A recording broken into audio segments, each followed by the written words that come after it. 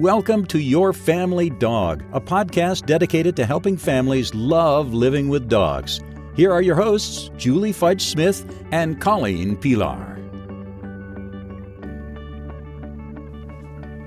Hi, I'm Colleen Pelar, and I'm joined today with Julie Fudge Smith here on Your Family Dog. This is part 2 of the 5 freedoms of animal welfare. Last time we talked about the first 3 freedoms, which are the freedom from hunger and thirst, the freedom from discomfort, and the freedom from pain or injury. So if you're interested in those, link back to the previous episode, and we talk about that in great detail. Today, Julie and I are going to be talking about the freedom to express normal behavior and freedom from fear and distress. And I have to tell you, these are 2 that we feel so passionately about that these are important ones for us. Julie, what do you think about the freedom to express normal behavior and the freedom from fear and distress? To me, these are, it's almost hard for me to describe how fundamentally important these are to me in the health and well-being of my dogs and of my clients' dogs. And basically, I kind of think that those are fundamental freedoms that belong to everyone, no matter what your species may be.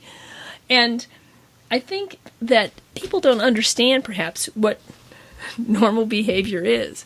And that oftentimes we try to cram our dog's behavior into human behavior. And if you take a look at it from the dog's perspective, here I am. It's kind of like if you were an alien. I was saying this to my husband the other day. I said, it'd be kind of like if you landed in some foreign country and somebody started yelling, wabberjappy, wabberjappy, wabberjappy at you, and you have no idea what this means. And so maybe if you sit and they stop yelling wabberjappy at you, then you begin to understand, oh, that's what that means. Okay, but then they might start yelling something else at you. And yet we expect our dogs to almost instantaneously understand these words that we are saying to them. And I think it's really hard to, if you don't speak the language, to figure out what somebody's trying to say. And yet our dogs do a brilliant job of it. They do. They're really good at it. And it's interesting because we get so wrapped around the axle about some things that we think that they know, but they don't know. And I often say to people, think about the most annoying behavior your dog has. Now, if your dog lived in a house with 5 dogs and no humans, how many family meetings would they be calling to discuss the fact that your dog barks at the UPS truck, or your dog, jumps on the bed, or your dog takes food off the counter? None. They're all normal behaviors. The other dogs would be like, yeah, cool, you do that. That's fine. But when we're talking about it, we're expecting dogs to kind of jump in and figure out what human expectations are and model their behavior accordingly, which is absolutely what we do. We're dog trainers, but we want to teach the dog what some of these human expectations are and also give them outlets for their totally normal dog behavior. Absolutely, which is why when you have a dog who is enthusiastic about greeting people, part of me is like, yay, you have a good social drive. I'm so happy that your dog really likes people, because my previous client's dog is terrified of people, and we're talking about some really unhappy behaviors that this dog has, and, maybe baring his teeth or growling or whatever because he's so afraid of people. Your problem is you have a dog who loves people too much. And it's like, yay. So how can we allow the dog to express that behavior in a way that's compatible with people? But you have to let him express it. And so, for example, one of the beauties of retrievers is most retrievers are really, really happy if they can hold something. And so one of the great ways to curb retriever enthusiasm at the front door is to give them something to hold. Because then, it is Zuzu's breeder once said, holding something should be a Zen moment for a retriever. Yes, and I think that's a great description of it. And so what you're doing is you're allowing this dog to express his enthusiasm for humanity, but you're also giving him something that's appropriate for him to do, like hold something at the front door. So I think it's really important for us to understand that dogs need to be able to be themselves, and that the more you start trying to repress their behaviors, especially if they're really kind of lovely behaviors, like I really love people, if you try to repress those, the dog is going to begin to lose some of what makes him who he is. And that is just a sad thing to me. And I feel like there's got to be ways in which we can allow our dogs the opportunity to just be the happy, enthusiastic, loving creatures that we know is in there somewhere. And right. So I love it when they say here, freedom to express normal behavior by providing sufficient space, proper facilities, and company of the animal's own kind. Mm-hmm. So, of course, I'm thinking that says dog park written all over it, but dog park, that you should go back to our dog park episode before you take your dog to the dog park, because there are ways in which you can facilitate that more effectively. But, space and company and proper facilities, those are all great words to describe some of the things that dogs need. So what about you, Colleen, on normal behavior? I think that the idea of, allowing exploration and creativity and curiosity is very important. And when we're looking at animal welfare across all the species, we do find in some of the farm animal situations, there's no ability to express normal behavior. And some of that's really, really troubling. As dog trainers, I think what we're really focusing on is trying to help people love dogs and love dog behavior and see the world through a dog's lens, see how they see things. So it does require a little bit of flexibility. What your dog loves might not be the same as what my dog loves. But if it's normal for the dog, then we want to encourage it and allow it and give the dog the freedom to be who they are. Right. One of the things that gets me is one of the reasons why I have such an objection, and so many other people do, to puppy mills, is because these dogs are not allowed. Well, they're not allowed any of these freedoms. They may get some hunger, right. They may get some fresh water and food, but they're not free from discomfort. They're not free from pain, injury, disease, and they are certainly lacking in any freedom to express normal behavior. So many of these dogs in puppy mills are stuck in crates, or they're stuck in stalls in a horse barn, or they're not allowed to be the wonderful, creative, and loving creatures that's in there. And they are certainly not free from fear and distress. Right. And on a family level, this can come into play sometimes with adolescent dogs. I had a client recently where the dog had pretty much no manners and way too much energy. And so the solution that they came up with was to just keep her crated pretty much all the time. So she was either in the yard alone or she was crated. That's not it. That's not okay. That's not the answer. But that was what they were thinking, was like they didn't know what else to do. So they were preventing her from doing anything that they didn't like. They just weren't allowing her the freedom to express normal behavior, to have a life. It was really upsetting. It's very upsetting. And that's one of the reasons why, for example, we talked about like the funnel of activity as a way to allow your dog to express themselves and to be able to do the kind of things that they need to do and provide for everything that they need to be a happy, healthy dog. You get the physical exercise, the mental stimulation, all those things that dogs need to be happy and healthy, that pretty much any sentient creature needs to be happy and healthy. And so I think that when you are frustrated like that, and I understand if you have an overly enthusiastic or energetic dog, it can be exhausting and tiring and feel like I'm very limited in what I can do. And it's hard to get creative when you're trapped in a situation that you feel is unmanageable. But the problem with that, of course, is that the more you deny an animal what it needs, the more difficult the situation ends up becoming.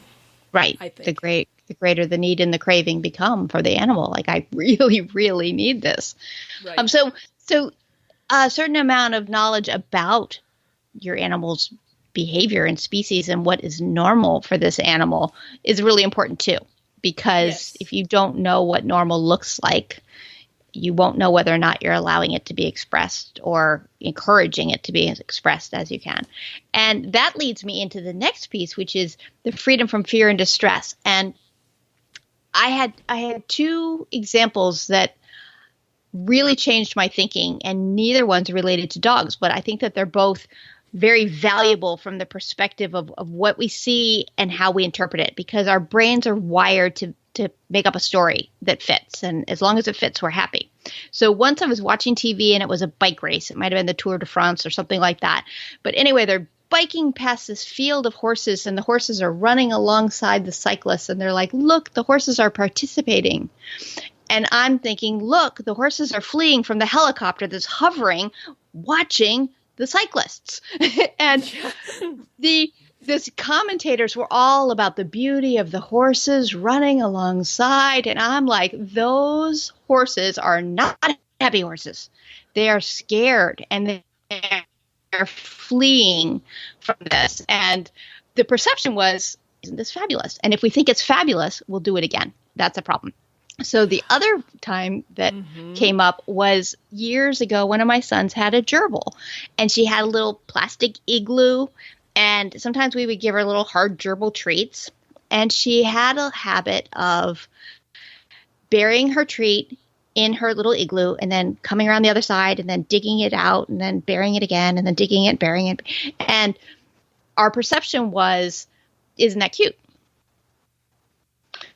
Then the more I learned about gerbils and the more I thought about this sort of obsessive need to hide her thing, she clearly didn't feel safe. She didn't feel like she had a place where she could safely have this treat. She kept looking and looking and looking and looking and trying to find it. And to my non-knowledgeable eyes at the time, initially, I saw she's playing with her treat. And then when I realized, oh, she's not playing with her treat, she's desperately trying to store it, but she didn't have a spot that was safe for her to store it, that met her standards. It was no longer cute. Right. So that kind of thing plays into dogs sometimes too, where people don't see that something is stressing their dog out. And with good intentions or misunderstandings, people are like, oh, he's fine, he's happy, he's good. And I think, no, he's not. Yeah. And that's why I'm so glad you mentioned actually two different species, because that also brings me to the point that there are different trends in dog breeds as well. So if you're going to get a particular breed, it's really important to understand sort of the characteristics of that breed.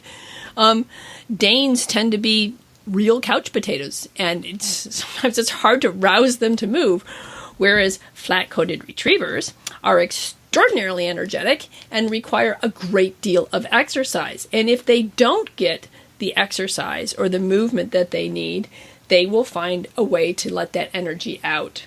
And so I think it's important to understand what are the needs of my dog now at this age, and who he or she is, if she's a particular breed, but also understand that may change over time.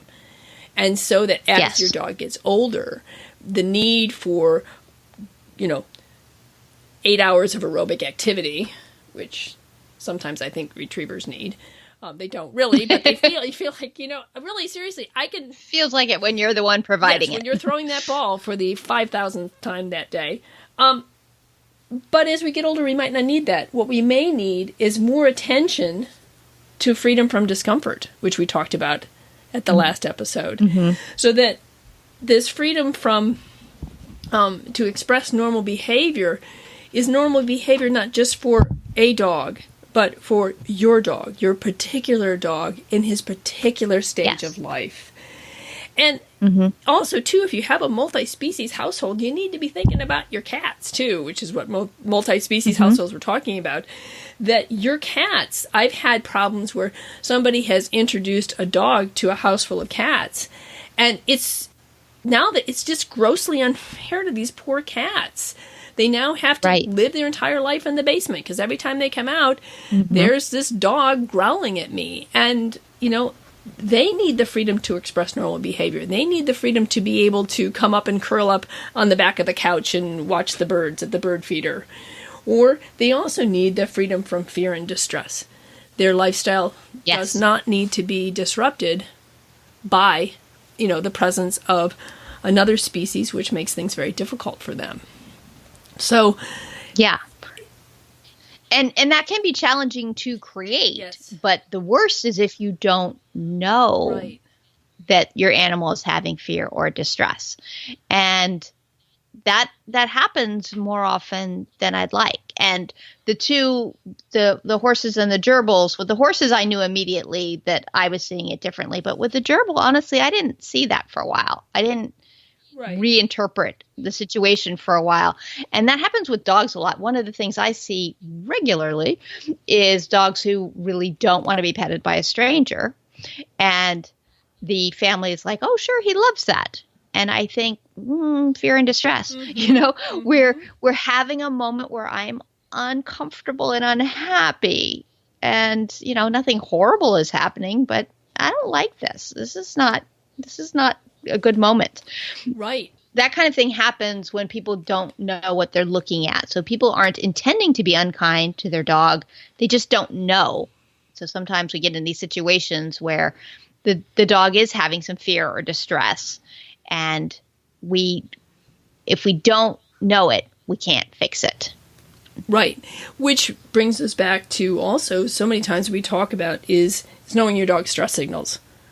So that you really understand dog body language and you understand your dog's particular body language. I was working with a client today who was really good at noticing what her dog's signals were for I need some rest or I'm really uncomfortable with the other dog being around. And it was really nice because she did a really good job of managing both of the dogs because she was able to recognize each one's individual signals.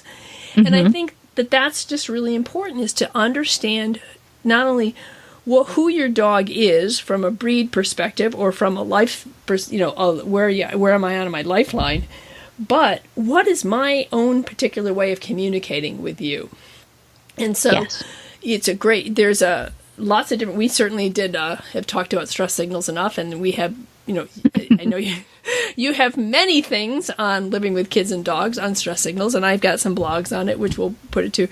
There's just, that's at least one way to start educating yourself about what does it mean when my dog is distressed, and how do I know that? And one of the ways you can know that is by being able to read your dog's body language.